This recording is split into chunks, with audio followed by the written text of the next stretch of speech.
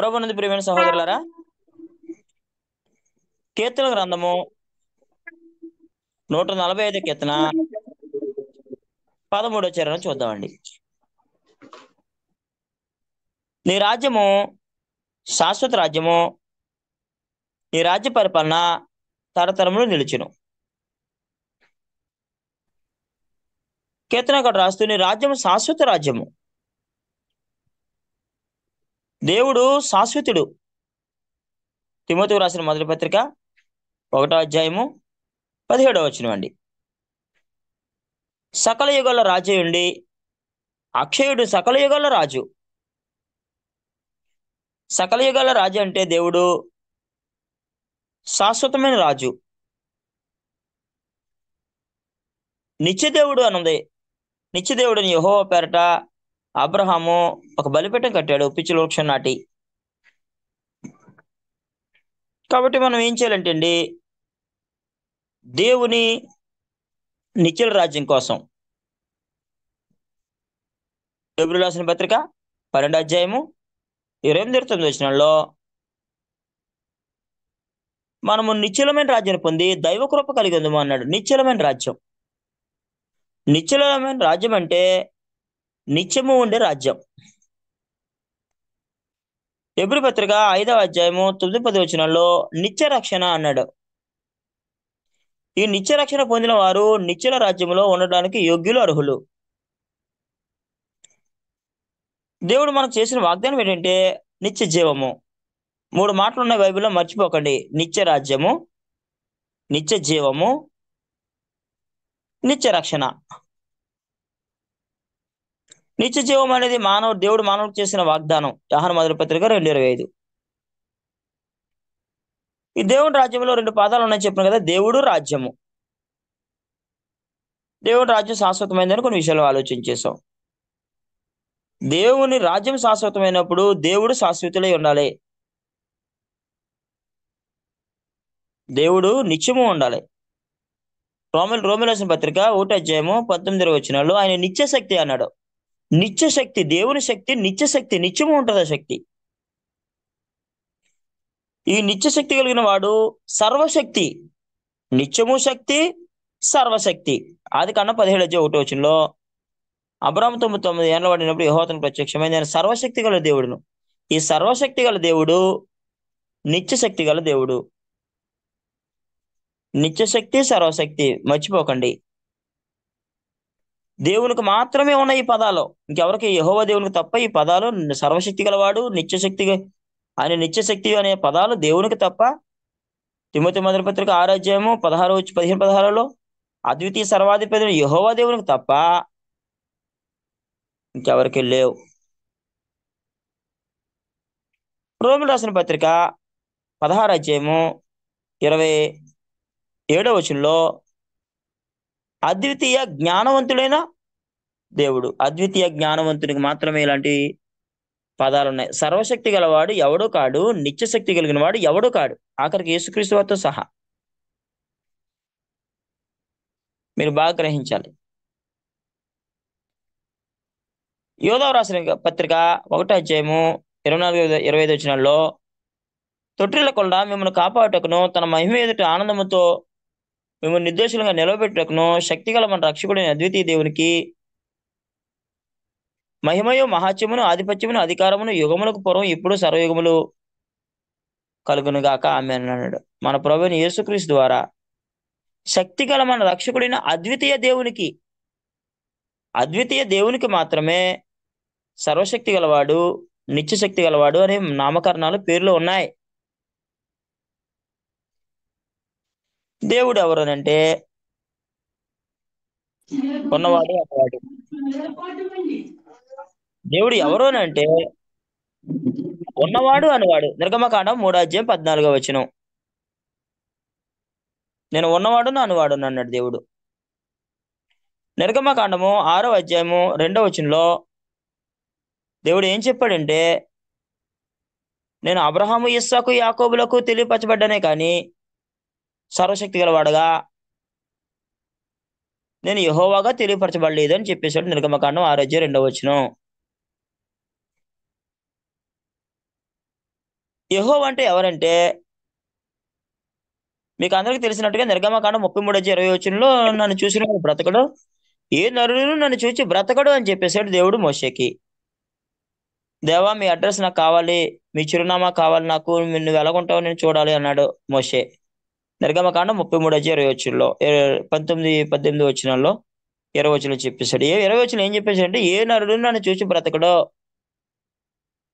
అవును అని చెప్పి 34 అధ్యాయము చదువుకుంటూ వస్తే, ఆ 33, 34 అధ్యాయాలు చదువుకుంటూ వస్తే 34 అధ్యాయం 6వ వచనంలో దేవుని చిరునామా చెప్తున్నాడు.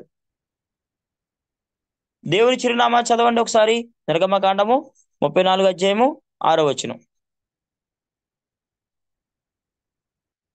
యెహోవా కనికరము, దయా, దీర్ఘశాంతము, విస్తారమైన కృపా సత్యములు గల దేవుడని యెహోవా. ఎవరండి? దేవుని రాజ్యం అని అంటే దయారాజ్యము. దేవుని రాజ్యం అంటే కనికర రాజ్యము. దేవుని రాజ్యం అంటే దీర్ఘశాంతము గల రాజ్యం అది. దేవుని రాజ్యం అంటే కృపా సత్యములతో నిండిన రాజ్యం అది. దేవుని రాజ్యం అంటే 1000 మందికి కృప చూపే రాజ్యం అది. దేవుని రాజ్యం అంటే భోజనం పానం కాదు. రోమీయులకు రాసిన పత్రిక 14 అధ్యాయము 17 వచనంలో మీకు గతంలో పోయిన వారం చెప్పాను మీకు. ఏం చెప్పానంటే దేవుని రాజ్యం భోజనం పానం కాదు కానీ నీతియు సమాధానమును పరిశుద్ధాత్మయందు ఆనందమునై ఉన్నదన్నాడు.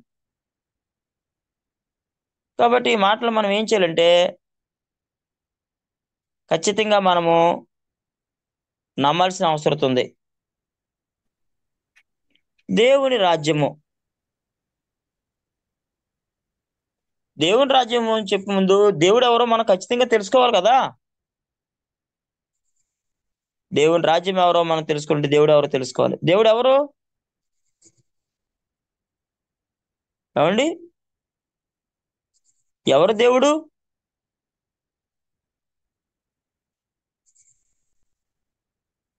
మనం ఎవరు దేవుడు తెలుసుకోవాల్సిన అవసరం ఉంది.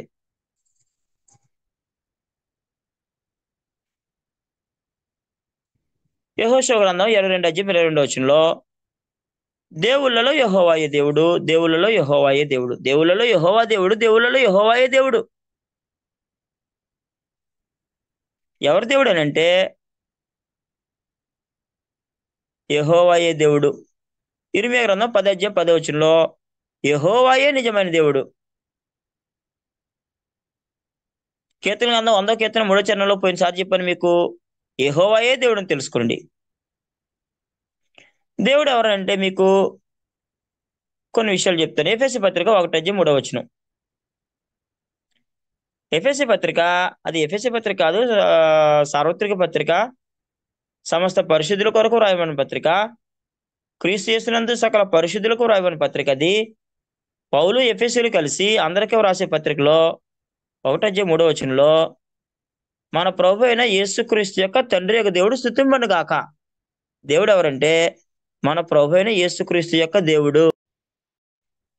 ఎఫెసీ 1:19లో మన ప్రభు అయిన యేసుక్రీస్తు యొక్క దేవుడైన మహిమా స్వరూపిక తండ్రి తను తెలుసుకుంటే ఎందుకు మీకు జ్ఞానమును ప్రత్యక్షత కలగ మనసును అనుగ్రహించినట్లు చెప్పేశాడు.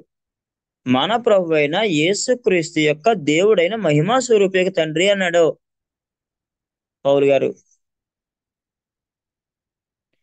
రోమీయులకు రాసిన పత్రిక 15 అధ్యాయము 5-6 వచనాల్లో మీరు ఏకభావం గలవారై ఏకగ్రీవముగా మన ప్రభు మహిమపరచబడి నిమిత్తము మన ప్రభు అయిన యేసుక్రీస్తు యొక్క తండ్రి అయిన దేవుడు.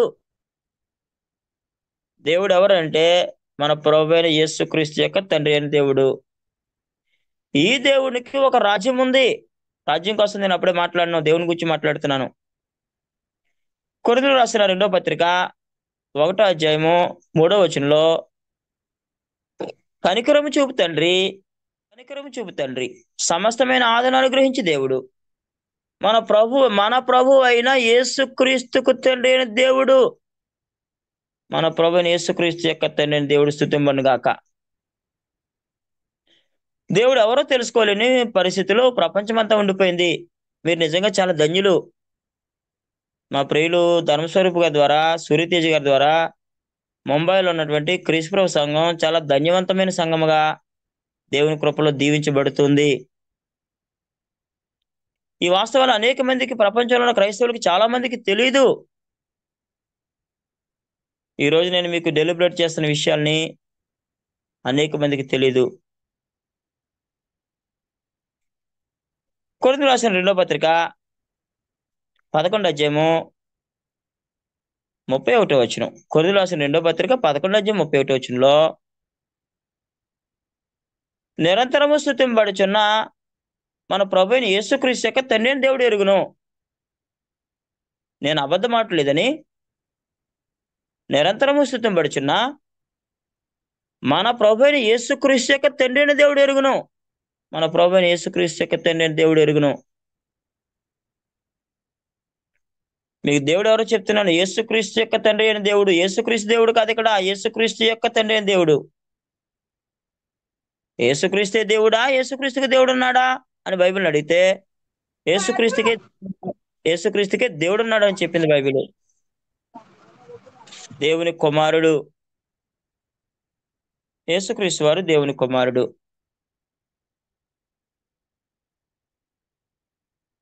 యోహాను సువార్త 20వ అధ్యాయం 17వ వచనంలో, నా తండ్రి మీ తండ్రి, నా దేవుడు మీ దేవుడు, నేను వాని ఎందుకు ఎక్కిపోచున్నానని డైరెక్ట్ గా స్టేట్మెంట్ చెప్పేశాడు యేసుక్రీస్తు వారు. యోహాను రాసిన ప్రకటన గ్రంథం 3వ అధ్యాయము 12వ వచనంలో, నా దేవుడు మీ దేవుడు, నా దేవుడు నా దేవుడు నా దేవుడు నా దేవుడు అని చెప్పేశాడు 4 సార్లు. కాబట్టి ఇక్కడ నేను దేవుని గురించి మాట్లాడుతున్నాను. ఎవరు దేవుడు అంటే, కీర్తన గ్రంథం 103వ కీర్తన 8వ వచనంలో, యెహోవా దయా దాక్షిణ్య పూర్ణుడు, దీర్ఘశాంతుడు, కృపా సమృద్ధి గలవాడు, ఆయన దేవుడు. మేము దేవుని ఎరుగామని దయా దాక్షిణ్యం లేకుండా, కృపా సమృద్ధి లేకుండా, ప్రేమ స్వరూపం లేకుండా, ప్రేమ లేకుండా, నీతి లేకుండా, సత్యం లేకుండా, గొప్పవాళ్ళగా ఉండకుండా మేము దేవుణ్ణి ఎరుగామని చెప్పుకుంటే, తీతు 1:16 ఏం చెప్పిందంటే, తమ క్రియల వలన ఆయనను ఎరగమన్నట్టున్నారు అని చెప్పేసింది. తీతు 1:16. మేము చాలా మంది దేవుని నమ్మామని చెప్తారు. దేవుని నమ్మామని చెప్పిన వాళ్ళకి ఎలాంటి లక్షణాలు ఉండాలంటే, యోవేలు గ్రంథము 2వ అధ్యాయము 13వ వచనంలో, మీ దేవుడని యెహోవా కరుణావాత్సల్యము గలవాడును, శాంతమూర్తియు, అత్యంత కృప గలవాడనండి, తాను నిర్దేశించిన కీడు చేయక పశ్చాత్తాపను గనుక మీ వస్త్రములు కాక మీ హృదయం చింపుకొని ఆయన తట్టు తిరుగుడే అని చెప్పేశాడు. కాబట్టి ఈ భూమి మీద ఎవరైతే కరుణా వాత్సల్యములు కలిగి ఉన్నారో, ఎవరైతే దయా దాక్షిణ్యములు కలిగి ఉన్నారో, ఎవరైతే శాంతమూర్తులుగా ఉన్నారో, ఎవరైతే అత్యంత కృప చూపించరో మనుషుల పట్ల, వారికి యెహోవాకు ఏ సంబంధం లేదు. వారు దేవుని నమ్మలేదు. మరలా చెప్తున్నాను మీకు, ఎవరికైతే దేవుని ప్రేమ లేదో, దేవుడు ఎలాంటి ప్రేమ చూపించాడో అలాంటి ప్రేమ ఎవరైతే చూపించలేదో, దేవుడు ఎలాంటి నీతి కలిగి ఉన్నాడో అలాంటి నీతి ఎవరికైతే లేదో,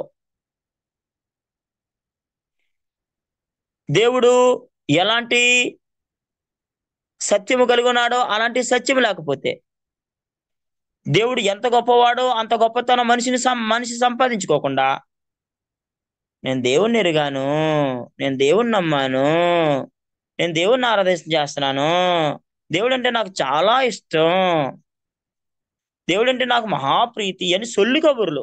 నా దృష్టిలో సోది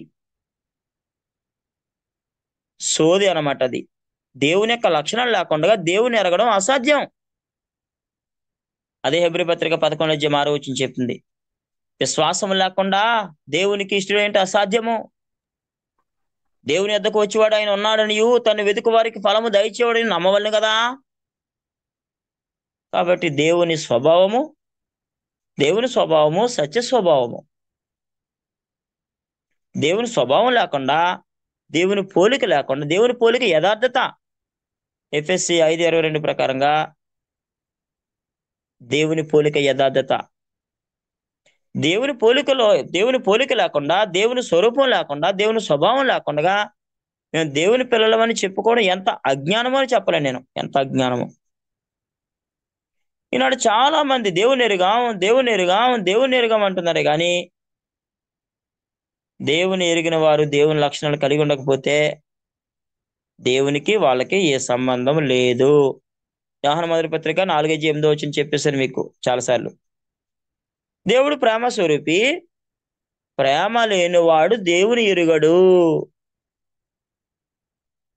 మీకు ఇంకో మాట చెప్తాను నేను. ఏ మాట అంటే మేము దేవుని ప్రేమించామని చెప్తారు కానీ చాలా మంది సహోదరులు ద్వేషిస్తారండి. మనుషులంటే ప్రేమ ఉండదు, సహోదరులంటే ప్రేమ ఉండదు, అన్నదమ్ములంటే ప్రేమ ఉండదు, అక్క చెల్లెలంటే ప్రేమ ఉండదు, సంఘం అంటే, సొసైటీ అంటే, సమాజం అన్ని అంటే ప్రేమ ఉండదు. కానీ మేము దేవుడిని తెలుసుకున్నాం, మేము దేవుడిని నమ్మాం అంటారు చాలా మంది. అనకూడదు. ఒకసారి యోహాను రాసిన మొదటి పత్రిక 4:19 నుంచి 5:1 చూస్తే దేవుని ప్రేమించామని ఎవడైతే చెప్తున్నాడో వాడు తన సహోదరుని కూడా ప్రేమించాలని వాక్యం ఉంది. దేవుని ప్రేమించామని చెప్తే మనం దేవుని పోలికలో, దేవుని స్వరూపంలో పుట్టిన మనుషుల్ని కూడా ప్రేమించబద్ధులమై ఉన్నాం. కాబట్టి సహోదరులు ప్రేమించాలి, శత్రువు ప్రేమించాలి, సమాజంలో ఉన్న మనుషులు ప్రేమించాలి, నిన్ను వల్ల నీ పొరుగు అని ప్రేమించాలని చెప్పాడు కదా. నేను 3 వాక్యాలు బాగా నమ్ముతాను, మీకు చెప్తా ఉంటాను. ఒకటి గలతీ 5:14, ధర్మశాస్త్రం అంతయు నిన్ను వల్ల నీ పొరుగు అని ప్రేమించమని ఒక్క మాటలో ఇమిడి ఉన్నది అన్నాడు. ధర్మశాస్త్రం అంతయు నిన్ను వల్ల నీ పొరుగు అని ప్రేమించమని ఒక్క మాటలో ఇమిడి ఉన్నది.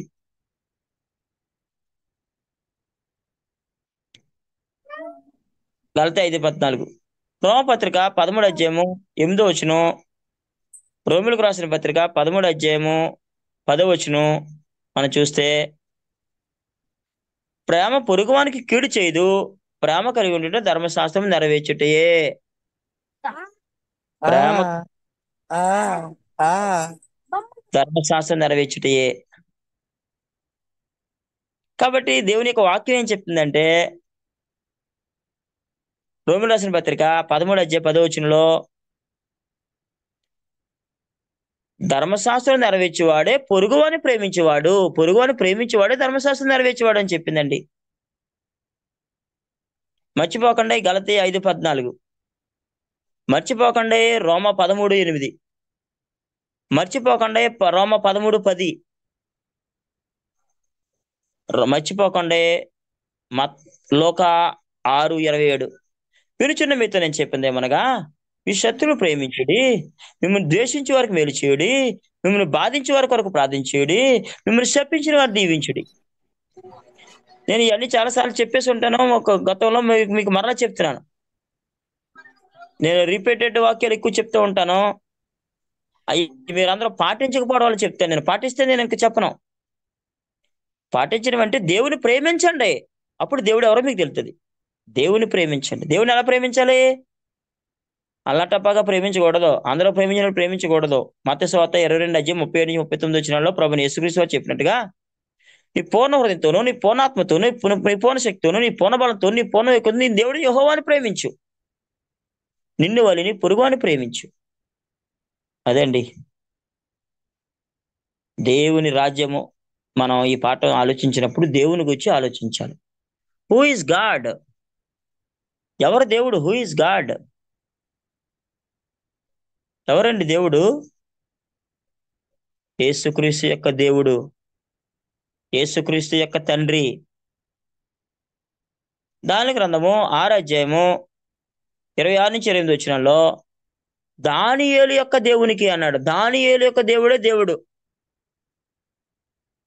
నిర్గమకాండము 3:12-13 ఇంకా కొద్ది కింద చూస్తే నేను అబ్రహాము దేవుడును, ఇస్సాకు దేవుడును, యాకోబు దేవుడును అన్నాడు.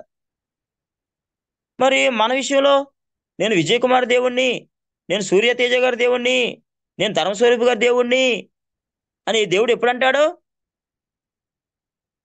దేవుడు ఎప్పుడు అంటాడు? నేను అబ్రహాం దేవుణ్ణి, ఇస్సాకు దేవుణ్ణి, యాకోబు దేవుని అన్నట్టుగా నేను విజయ్ కుమార్ దేవుణ్ణి, నేను ఫలానా ఆయన దేవుణ్ణి, నేను ఫలానా వ్యక్తి యొక్క దేవుణ్ణి అని ఎప్పుడు అంటాడు దేవుడు? అలాంటి జీవితం ఉందా? అలాంటి జీవితాన్ని జీవించాలి మనం.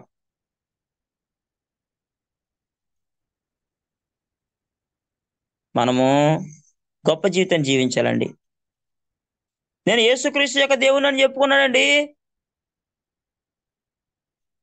పౌలు చెప్పాడు యేసుక్రీస్తు యొక్క దేవుడైన, ఎఫెసీ 1:19. కొలసీలు రాసిన పత్రిక 1వ అధ్యాయము 3-4 వచనంలో ఇదే మాట కనబడుతుంది. మన ప్రభు అయిన యేసుక్రీస్తు యొక్క దేవుడు, మన ప్రభు అయిన యేసుక్రీస్తు యొక్క దేవుడు. ఎవరు దేవుడు? ఎవరు దేవుడు అంటే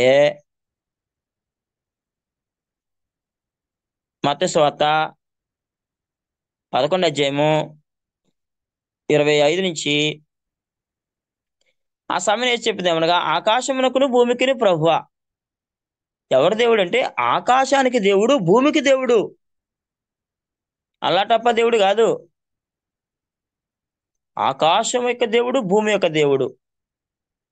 యోనా నినివే వెళ్ళమంటే తర్షీషు వెళ్ళమంటే నినివే వెళ్ళమంటే తర్షీషు వెళ్తాను కదా, అప్పుడు తుఫాన్ రప్పించేసి దేవుడు ఏం చేశాడు? బుద్ధి చెప్పించాడు. అప్పుడు అన్నాడు, యోనా అంటున్నాడు 1:9-8 వచనాల్లో, నేను ఆకాశం యొక్క దేవుడిని యెహోవా దాసుని. ఆకాశం యొక్క దేవుడు యెహోవా, భూమి యొక్క దేవుడు యెహోవా. యెషయా గ్రంథము 40వ అధ్యాయము 12వ వచనంలో ఏముందనంటే, జానతో ఆకాశములు కొల చూచేవాడెవడు? భూమిలోని మన్ను కొల పాత్రలో ఉంచేవాడెవడు? త్రాసుతో పర్వతములు తూచిన వాడెవడు? ఎవడండి చెప్పాడు అక్కడ? ప్రభునందు ప్రియులరా, దేవుని వాక్యం. నా చేతిలో గ్రంథం లేదండి, పరిశుద్ధ గ్రంథం లేదు, సెల్ల ఒకటి మాత్రమే ఉంది. నేను ఈ వాక్యాలన్నీ కూడా మనసులో పెట్టుకున్నాను, ఇప్పుడు కాదు. నా చేతిలో బైబిల్ లేదు, మీరు వచ్చి చూసుకోవచ్చు. నా బ్రెయిన్లో ఉంది బైబిల్ మొత్తం, చాలా దేవుడు పెట్టాడు. బ్రెయిన్లో ఉంది బైబిల్, మెదల్లో ఉంది బైబిల్. మీకు ఎన్ని 5,000 వాక్యాలు కావాలని చెప్తే ఈ పట్లంగా. కాబట్టి ప్రభుని పిల్లరా, దేవుణ్ణి అల్లటప్పగా ప్రేమించకండి, ప్రేమించి దేవుని కోసం చనిపోండి. అపోస్తులు అలాగే చచ్చిపోయారు. ఆది క్రైస్తవులు అలాగే దేవుని కొరకు తమ జీవితాలను త్యాగం చేశారండి. కాబట్టి దేవుడు ఎవరంటే, జానతో ఆకాశములు కొల చూచేవాడు, భూమిలోని మన్ను కొల పాత్రలో ఉంచేవాడు, త్రాసుతో పర్వతము తూచేవాడు. నిర్గమకాండ 14వ అధ్యాయంలో ఎర్ర సముద్రము 2 పాయలుగా చీల్చిన వాడు. ఆదికాండం దాని గ్రంథం 6వ అధ్యాయంలో సింహాల గుహలో నుండి దానియేలును విడిపించిన వాడు. సింహాల నోళ్లలో దానియేలును పడనవ్వకుండా చేసిన వాడు. దాని గ్రంథం 3వ అధ్యాయంలో శద్రకు, మేషకు, అబేద్నెగోల్ని అగ్ని నుండి తప్పించిన వాడు. దేవుడు అంటే మాట్లాడుకుంటున్నారా? మీలో ఎవరు చాలా మంది దేవుణ్ణి పరిపూర్ణంగా నమ్మలేదంటాను నేను. దేవుడు అంటే మీకు అనేక మందికి నమ్మకం లేదు. నమ్మితే దేవుని కోసం జీవితం, నేను చెప్పాను కదా, అంకితం చేసేసాను దేవునికి ఈ జీవితాన్ని. దేవుడు ఎవరో నాకు అర్థమయ్యాడండి. దేవుడు ఎవరో నాకు అర్థమయ్యాడు. Who is God? దేవుడు ఎవరు? దేవుడు ఎవరంటే యేసుక్రీస్తు వారు చెప్పారు, ఆకాశం భూమికి ప్రభువా, నీవు జ్ఞానులకును వివేకులకును ఈ సంగతులు మరుగు చేసి పసిబాలులకు బయలుపరిచిన నిన్ను స్తుతించున్నాను. ప్రభుని యేసుక్రీస్తు వారు ఏమన్నారంటే, ఆకాశానికి ప్రభువు, భూమికి ప్రభువు దేవుడు అని చెప్పాడు ఆయన. మత్తయి 11:25-26లో ఆకాశమునకు ప్రభు, భూమికి ప్రభు. ఎవడన్నా ఉన్నాడండి? ఇజ్రాయేల్ యొక్క ప్రధాని నెతన్యాహు ఆకాశానికి భూమికి ప్రభు అతను కాదు. అమెరికా ప్రెసిడెంట్ డొనాల్డ్ ట్రంప్ ఆకాశానికి భూమికి ప్రభువా అతను కాదు. ఎవడు కాదు. ఆడి దగ్గర ఈడి దగ్గర ఉద్యోగాలు చేసి, వ్యాపారాలు చేసి, వ్యవసాయాలు చేసి డబ్బు సంపాదించుకుందాం, బంగారం సంపాదించుకుందాం, వెండి సంపాదించుకుందాం అని అనుకోకండి. ఆకాశం యొక్క దేవుడైన యెహోవాకు బిడ్డలు మీరు. భూమి యొక్క దేవుడైనా యెహోవాకు బిడ్డలు మీరు. ఆకాశమంతా మీదే, భూమంతా మీదే, మందేనండి. ఎవడదే? ఎవడబ్బ సొత్తు కాదు, ఎవడబ్బ సొంతం కాదు. దేవుని సొంతం, తన కుమారుని సొంతం, మన సొంతం ప్రపంచమంతా. మర్చిపోకండి. మన అబ్బ సొంతం, మన అబ్బ సొంతం. ఎవడబ్బ సొంతం కాదు. జైనులు తీసేయండి. జైనులు, సిక్కులు, బౌద్ధులు, ముస్లింలు వీళ్ళందరినీ గెట్ అవుట్. ఎవడు నిలబడ్డ దేవుని ముందు, దేవుని బిడ్డల ముందు? మన ముందు నేనెవడు, నా ముందు ఎవడు నిలబడ్డండి? ఓయ్, ఇప్పుడు వరకు ఎవడు నిలబడలా. ప్రపంచమంతా మన తండ్రిది, మన ప్రభువుది, మనదే. మనదే. వెళ్తాను తెలుసా మనం? చూడండి, వాక్యాలు చెప్తాను. రోమిలు రాసిన పత్రిక 5వ అధ్యాయము 17వ వచనం. ఏలుదురు.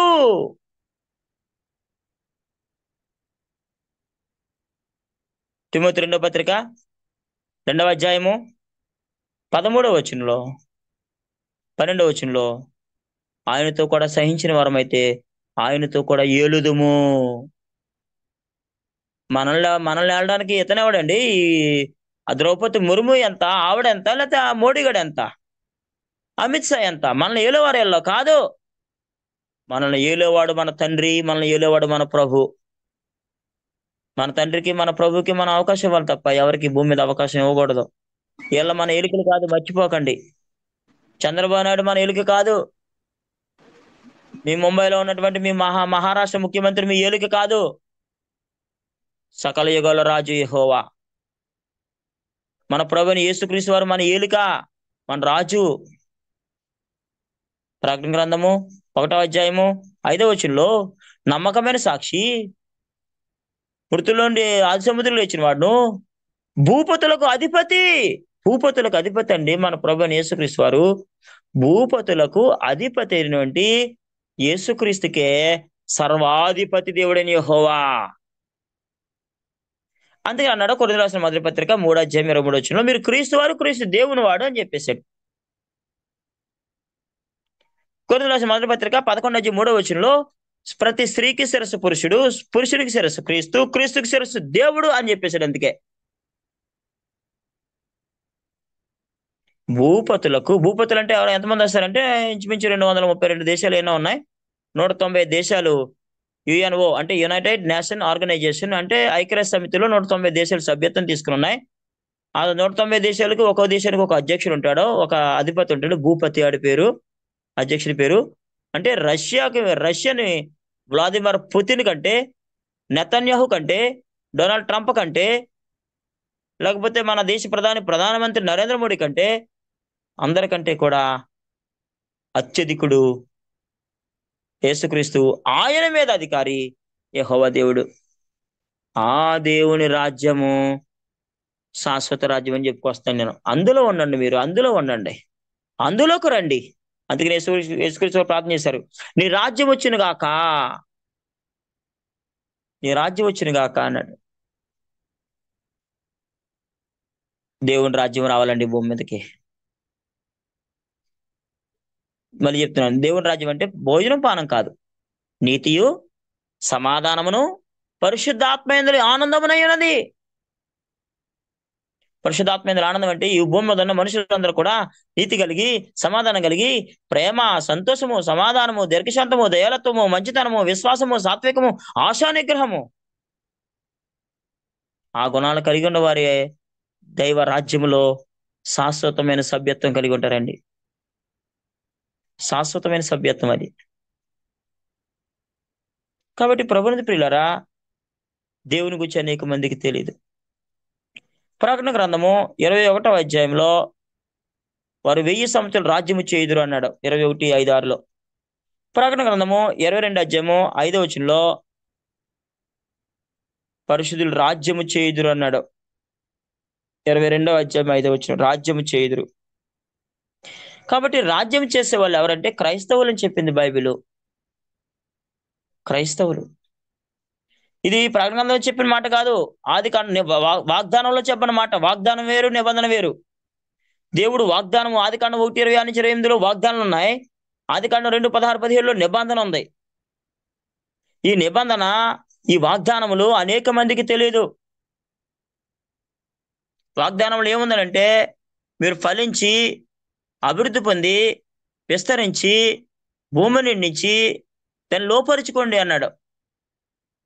ఈ భూమి నాశనము కాదు, ఈ భూమి పరదేశిగా మారబోతుంది. పరదేశం అంటే ఆదామవ్వలు పాపం చేయకముందు దేవునితో ఎలాంటి సహవాస సంబంధ బాంధవ్యాలు కలిగి ఉన్నారో అలాంటి ఒక స్థితిని దేవుడు మరలా తన కుమారుడైన యేసుక్రీస్తు ద్వారా భూలోకానికి తీసుకొస్తున్నాడు. మర్చిపోకండి. అద్భుతమైనటువంటి జీవితం దేవుడు తన బిడ్డలకు ఇవ్వబోతున్నాడండి. ప్రభునందు ప్రియులారా, మర్చిపోకండి. మనము ఎవరమనంటే పేతురు రాసిన మొదటి పత్రిక 2వ అధ్యాయము 9వ వచనంలో, అయితే మీరు చీకట్లో నుండి ఆశ్చర్యకరమైన తన వెలుగులోనికి మిమ్మల్ని పిలిచిన వాని గుణాశయములను ప్రచురం చేయనిమిత్తము ఏర్పరచబడిన వంశమును, రాజులైన యాజక సమూహం మనం. మాది ఆ కులం అండి, మాది చిన్న కులం అండి, మాది చిన్న మతం అండి, చిన్న సంఘం అండి, మాకు ఏమీ లేదండి, ఇలాంటి కబుర్లు ఏం చెప్పకండి ఎప్పుడు కూడా. ఎక్కడ క్రైస్తవులారా, వీఆర్ కింగ్స్ ఆఫ్ ప్రీస్ట్ అంటే మనం రాజులని యాజక సమూహం. మాకు అన్న 19వ అధ్యాయం 5వ వచనంలో దేవుడైన యెహోవా ఈ మాట చెప్పాడు, మీరు నా యాజక సమూహం, మీరు నా రాజులని యాజక సమూహం, మీరు నా సొత్తు, మీరు నా ప్రజలు అని చెప్పాడు ఆయన దేవుడు. ఎప్పుడన్నా క్రైస్తవులు అలా ఫీల్ అయ్యాడా ఎవడైనా భూమి మీద? నేను ఫీల్ అవుతానండి. నేను ఎవడికి భూమి మీద భయపడను. నేను ఎవడు మోచేతి నీళ్ళు తాగడానికి ప్రయత్నం చేయను. ప్రభునందు ప్రియులారా, దేవుని వాక్యము గొప్పది. నేను దేవుని రాజ్యం అనే పాఠం చెప్పుకొస్తున్నాను. అందులో దేవుని గురించి చెప్పుకొస్తాను. ఎవరంటే దేవుడు గ్రీసు అంటే ఏథెన్స్ ప్రజల ప్రాంతానికి వెళ్ళి దేవుని గురించి చెబుతూ పౌలు గారు 24వ వచనంలో, అపోస్తలుల 17:24 వచనంలో, జగత్తును అందులో సమస్తము నిర్మించిన దేవుడు తానే ఆకాశమునకును భూమికి ప్రభు అన్నందున. ఆకాశమునకు భూమికి ప్రభు అండి. ప్రభు అంటే రాజు. ఎడోనాయ్, ఎడోని కాదు, ఎడోనాయ్. ఎడోని అంటే నియమించబడిన ప్రభు యేసుక్రీస్తు వస్తాడు. ఎడోని అనే పదము దావీదుకి, సొలొమోనుకి, సౌలుకి, చక్రవర్తులకి, రాజులకి, యేసుక్రీస్తు వారికి చెంతది. ఎడోనాయ్ అంటే అదొక హీబ్రూ పదము, తండ్రి దేవునికి మాత్రమే చెంతది. ఆకాశానికి భూమికి ప్రభు ఆయన. అబ్రహాం చెప్తాడు, తన కుమారుడి నుండి ఇస్సాక్కి సంబంధం తీసుకొచ్చినప్పుడు చెప్తాడు, ఆకాశం యొక్క దేవుడైన భూమి యొక్క దేవుడైన యెహోవా నా యజమానునికి దేవుడు అని చెప్తాడు ఎలియాజరు. అబ్రహాం యొక్క దేవుడు ఎవరంటే ఆకాశమునకు యజమానుడు, భూమికి యజమానుడు. ఎంత గొప్పవాడండి. అంత గొప్ప దేవుణ్ణి పట్టుకుని, లేకంటే నాకు ఉద్యోగం ఇవ్వండి, నాకు వ్యాపారం ఇవ్వండి, నాకు వ్యవసాయం ఇవ్వండి, నేను మీ దగ్గర పని చేస్తాను, నేను మీ దగ్గర ఒక బానిసగా ఉంటాను అంటారా మీరు? అనకండి, అనకండి. ఎవరి దగ్గర అలా అనకండి. మీ దేవుడు కాదు, అలాంటప్ప దేవుడు కాదు. మీకు అనేక చెప్తాను కదా, మీకు అనేక మందికి దేవుడు ఎవరో అర్థం కాలేదు. మీకే కాదు, ప్రపంచంలోనే చాలా మందికి అర్థం కాలేదు. అర్థమైన వాళ్ళు ఎలా ఉన్నారో తెలుసా? ఇజ్రాయెల్ చూడండి, అమెరికా వాళ్ళు చూడండి, అర్థమైన వాళ్ళు చాలా బాగుంటారు. అయితే వాళ్ళకు కూడా కొన్ని విషయాలు అర్థం కాలేదంటాను నేను. చాలా మందికి, వాళ్ళలో కూడా అమెరికాలో ఉన్న వాళ్ళకి, ఇజ్రాయెల్ దేశంలో ఉన్న వాళ్ళకి కూడా చాలా మందికి, ఇజ్రాయెల్ దేశంలో ఉన్న వాళ్ళకి ఏమో యేసుక్రీస్తు అర్థం కాలేదు, అమెరికాలో ఉన్న వాళ్ళకి యెహోవా అర్థం కాలేదు. అలా చేశారు పొరపాటు, ఇలా చేశారు. కానీ బైబిల్ ఏం చెప్తుంది? యోహాను సువార్త 14:1 వచనంలో, మీ హృదయమును కలవరపడనీకుడి, దేవుని యందు విశ్వాసం ఉంచున్నారు, నా యందు విశ్వాసం ఉంచుడి. యెహోవానేమో దేవుడుగా, యేసునేమో నరుడిగా విశ్వసిస్తే అది నిజమైన నమ్మకం. యోహాను సువార్త 17:3 వచనంలో, అద్వితీయ సత్యదేవుడు నిన్నును నువ్వు పంపిన యేసుక్రీస్తును ఎరుగటే నిత్య జీవం అని చెప్పింది బైబిల్. అద్వితీయ సత్యదేవుడు యెహోవాను, ఆయన పంపిన యేసుక్రీస్తును ఎరగడమే నిత్య జీవం. కాబట్టి దేవుడు ఎవరనంటే ఆకాశం యొక్క దేవుడు, భూమి యొక్క దేవుడు అని చెప్పారు పౌలు గారు. ఆయన అందరికీ నీ జీవమును ఊపిరిని సమస్తము దయచేవాడు గనక తనకి ఏదైనా కొదివినట్టు మనుషుల చేతులతో సేవింపబడవాడు కాడు అని చెప్పేసాడు అపోస్తలుల కార్యం 17:24, 25, 26 వచనాల్లో. తనకి ఏది కొదువలేదండి. చాలా మంది పాదిరులు కానుకలు తేకపోతే శపిస్తా ఉంటారు ప్రజల్ని. తప్పండి, తప్పు. కానుకలు తేకపోతే శపించకూడదు. ఆయనకి ఏం కావాలి? ఆయనకి ఏ వెండి కావాలా? నీ దగ్గర నుంచి వెండి అడిగాడా? బంగారం అడిగాడా? దహన బలులు అడిగాడా? గొర్రెలు అడిగాడా? కోళ్ళను అడిగాడా? ఏమడిగాడండి దేవుడు? తనకు ఏదైనా కొదువు అన్నట్టు అన్నాడు. కొదువు లేదు దేవునికి. కొదువు లేదు. దేవునికి ఏమీ కలదు. నాకిమ్మో అన్నాడు. ద్వితీయోపదేశకాండం 10:13 నీ మేలు కొరకు నేను నీకు ఆజ్ఞాపించిన ఆజ్ఞల కట్టలను అనుసరించి నడుచుకున్న మాట కాక నీ దేవుని యెహోవా నిన్ను మరి ఏమడుగుచున్నాడు అన్నాడు. మేక 6:8 ఓ మనుషుడా, ఏది ఉత్తమది నీకు తెలియచేయబడినది, న్యాయంగా నడుచుకున్నటయు, కనికరమును ప్రేమించుటయు, దీన మనసు కలిగి నీ దేవుని ఎదుట ప్రవర్తించుటయు ఇంతే కదా యెహోవా నిన్ను అడుగుచున్నాడు అన్నాడు. యోహాను సువార్త 4:23 యథార్థవంతుల ఆరాధన కోరుచున్నాడు అన్నాడు. యథార్థవంతుల ఆరాధన కోరాడు. పేతురు 2వ పత్రిక 3:9 అందరూ మారు మనసు పొందాలని కోరిచి మీలో దీర్ఘశాంతం గలవాడై ఉన్నాడు. అందరూ మారు మనసు పొందాలని కోరుకుంటున్నాడు. దేవుని కోరిక ఏంటో తెలుసుకుని దేవుని కోరిక తెచ్చకుండా దేవుడు అంటే నాకు చాలా ఇష్టం, దేవుడు అంటే నాకు చాలా ప్రేమ, నేను దేవుని కోసం వచ్చేస్తాను, దేవుని కోసం ఇచ్చేస్తానని చెప్పడం అజ్ఞానపు మాటలు, బుద్ధిహీనమైన మాటలు అవి. అసలు ముందు దేవుడు ఎవరో తెలుసుకో, దేవుని కోరికలు ఏంటో తెలుసుకో. దేవునికి ఏం కోరి, దేవుడు నీ పట్ల దేవుడు నీ నుండి ఏమి కోరుకున్నాడు? What ever you want. Hour beloved my father, hour beloved my God, what ever you want. నా నుండి ఏమి కావాలి నాయన నీకు? ఆయన అంటాడు, యెషయా గ్రంథం 5:7 చెప్తాడు, ఆయన న్యాయం కావాలని చూడగా బలత్కారం కనబడు, నీతి కావాలని చూడగా రోదన వినబడు. నీతి న్యాయాలు ఈ నాయన నాకు చాలు. సామెతల గ్రంథము 21:3 నీతి న్యాయములను అనుసరించి నడుచుకుంటా బళ్ళు అర్పించిన కంటే యెహోవాకి ఇష్టము అన్నాడు. నీతి న్యాయాలు చేయకుండా, నీతి న్యాయాలు అనుసరించకుండా మతం పేరట నువ్వు ఎన్నో కార్యక్రమాలు చేస్తే దేవునికి ఇష్టమా? నేను మొన్న చెప్పాను మా వాళ్ళకి బుధవారం బైబిల్ క్లాస్లో. ఆమోసు గ్రంథము 5:22 పాటలు పాడొద్దు అన్నాడు వాళ్ళని, ఇశ్రాయేలుని. నీతి న్యాయాలు అనుసరించి మానేసి పాటలు పాడుతుంటే వద్దు అన్నాడు. కీర్తన గ్రంథము 50వ కీర్తన 16 భక్తిహీనత దేవుడు ఇట్లా సెలవిచ్చున్నాడు, నా కట్టలు వివరించడానికి నీకేం పని, నా నిబంధన నీ నోట వచ్చించేది ఏమి, వాక్యం చెప్పొద్దు అన్నాడు దేవుడు. ఈ వాక్యం చెప్పే ఈ దౌర్భాగ్యమైన బోధకులందరినీ, అబద్ధ బోధకులందరికీ దేవుడు ఏం చెప్తుందో తెలుసా? వాక్యం చెప్పొద్దు, నువ్వు నా వాక్యం చెప్పడానికి నువ్వు ఎవడవరా? నా నిబంధన నీ నోట వచ్చించదేమి, దిద్దుబాటు నీకు అసహ్యము కదా, నా మాటలు నువ్వు వెనక్కి త్రోసావు కదా, నా కట్టడలు వివరించడానికి నీకేం పని అని అడిగాడు దేవుడు. ఎంతమంది బోధకులు తెలుసు ఈ దద్దమ్మలకే, వాక్య బోధకులకి ఎంతమంది తెలుసు? కీర్తన గ్రంథం 50వ కీర్తన 16-17 తెలీదు. నేను తగునా అంటే సంకల బైబిల్ ఇట్టుకుని బయలుదేరిపోతాడు ఎవడబడితే వాడు. ఎవడబడితే వాడు. ప్రకటించకూడదండి, వద్దని చెప్పేశాడు.